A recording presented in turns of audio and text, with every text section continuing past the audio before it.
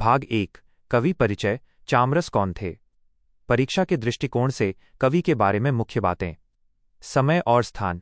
चामरस नडुगन्नड़ मध्य कन्नड़ काल के एक अत्यंत प्रसिद्ध वीरशैव कवि थे, जिनका समय लगभग क्रिसेंट 1430 ईस्वी माना जाता है। इनका जन्म स्थान गदग या नागणपुर माना जाता है। राजाश्रय। ये विजयनगर साम्राज्य के प्रसिद्ध राजा इम्मडी प्रौढ़देवराय देवाराय द्वितीय के दरबार में थे। विजयनगर काल के 101 विरक्तों महान संतों में चामरस की गिनती की जाती थी। उपाधियां टाइटल्स। इन्हें वीर शैवाचार मार्ग सारोद्धार और अन्यमत कोलाहल जैसी उपाधियां मिली थीं। खास बात यह है कि अन्यमत कोलाहल दूसरे मतों को शांत करने वाला की उपाधि होने के बावजूद उनके काव्य में किसी भी धर्म या मत के प्रति नफरत या संकीर्णता दिखाई नहीं देती। शैली और प्रसिद्धि। इन्होंने अपना ये प्रसिद्ध काव्य भामिनी षटपदी 6 लाइन स्टांजा छंद शैली में लिखा है। ये कन्नड़ का इकलौता ऐसा काव्य है जिसका अनुवाद संस्कृत, तमिल, तेलुगु और मराठी भाषाओं में भी हुआ, जो इसकी महानता को दर्शाता है। भाग 2 प्रभुलिंग लीला का मुख्य विषय और कहानी। Text substance.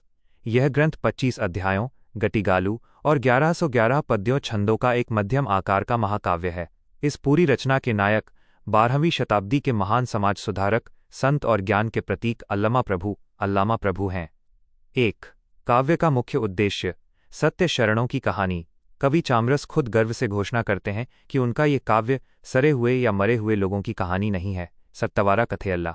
ये उन आम इंसानों की बात भी नहीं करता जो जन्म मरण के चक्र में फंसकर कर्म के अंधेरे में तड़पते रहते हैं, बल्कि ये कहानी पूरी तरह से सत्य और मोक्ष का रास्ता दिखाने वाले शिव शरणों और मुख्य रूप से अल्लामा प्रभु के दिव्य चरित्र पर आधारित है। 2 अल्लामा प्रभु और माया का प्रसंग। अध्यात्म की जीत। अल्लामा प्रभु 12वीं शताब्दी की शिव शरण क्रांति के एक ऐसे महापुरुष थे जो वैराग्य और परम ज्ञान की साक्षात मूर्ति थे। वे किसी के प्रति अंध अभिमान नहीं रखते थे।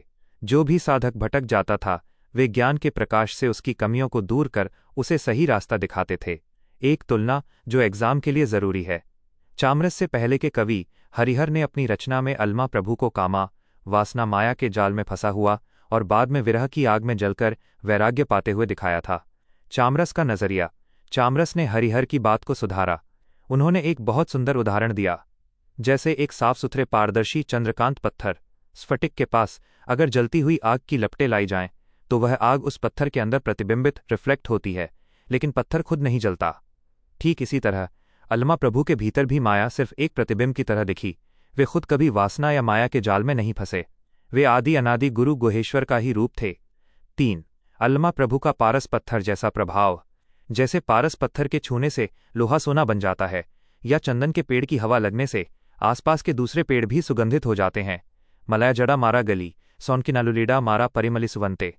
वैसे ही अल्लामा प्रभु के दिव्य संपर्क में आने से उस समय के महान शरण जैसे बसवेश्वर, बसवन्ना, सिद्धराम, गोगैया, गोरक्ष, मायादेवी, मुक्तायाक्का आदि के जीवन धन्य हो गए। अल्लामा प्रभु के संपर्क में आकर ये सभी महान पात्र अपनी आंतरिक शक्ति से खिले और समाज को नई दिशा दी। भाग 3 काव्य की विशेषता और लेखन शैली। 1 सांकेतिक और आध्यात्मिक ध्वनि। इस काव्य में सभी पात्रों को आध्यात्मिक प्रतीकों के रूप में दिखाया गया है। उदाहरण के लिए माया को पार्वती के तामसी रूप के रूप में, विमले को उसे ज्ञान देने वाली सखी के रूप में, अक्का महादेवी को सात्विक रूप में और अल्लामा प्रभु को स्वयं सुज्ञान और निरहंकार के पुत्र के रूप में चित्रित किया गया है। यह भगवान शिव के एक महान नाटक शिवन नट नाटक की तरह है। 2 सरल और मधुर कन्नड़ तिलिगन्नाडा। चामरस की भाषा साफ और बहती हुई नदी की तरह बेहद सुगम और निष्परसेंटेज निरारगाला है। उनकी तुलना प्रसिद्ध कवि कुमारव्यास से की जाती है, लेकिन चामरस की शैली में एक खास तरह का भोलापन और शालीनता नयागरिके है।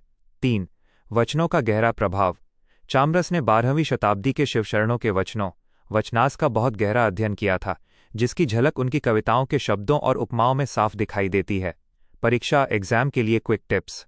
कवि चामरस 1430 ईस्वी राजा प्रौढ़देवराय के दरबार में। कृति प्रभुलिंग लीला। छंद भामिनी षटपदी। नायक अल्लामा प्रभु ज्ञान और वैराग्य के प्रतीक। मुख्य संदेश माया पर ज्ञान की जीत और शिवशरणों का उद्धार। All the best. परीक्षा में शांत रहकर इन मुख्य बिंदुओं को अपनी भाषा में लिखिएगा, आपको पूरे अंक मिलेंगे।